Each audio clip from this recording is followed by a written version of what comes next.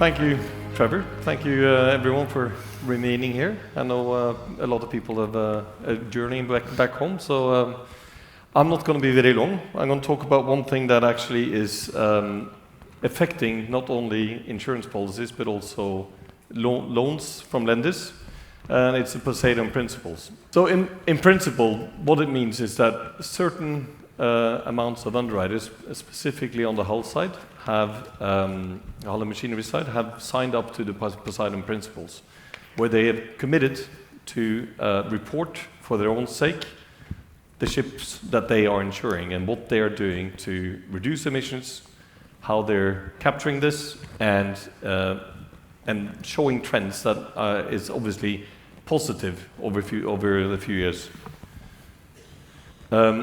We as a company have also signed up to the Poseidon Principles. The reason for that is we want to be at the table. We are also the individual company that collects this information from the ship owners. And given that shipping accounts for approximately 80% of the world's trade, we think it's important that we also actively support the green change. The challenge with the Poseidon Principles today is that there is no underwriter at the moment who are giving you a rebate in premium for operating in a professional and good way when it comes to emissions. And currently, there are no penalties involved for poor performance. I guess there's only a little caveat to that. Certain types of trade is not underwritten by certain underwriters, and that's a self-imposed sanction that they do themselves. For example, the transportation of coal. If you have a company that is purely operating bulk carriers to transport coal, the chances are you will not have as many underwriters willing to write that, and it's a self-imposed sanction, as I say.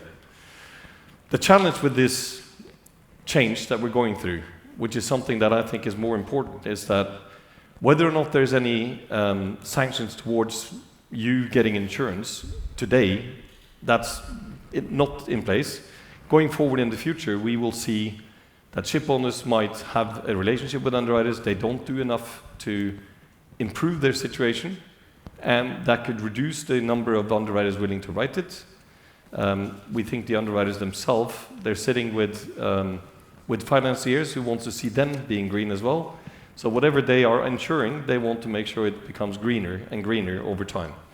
That's really all I want to say, and I'm sure we'll come back to some of these things afterwards. Thank you.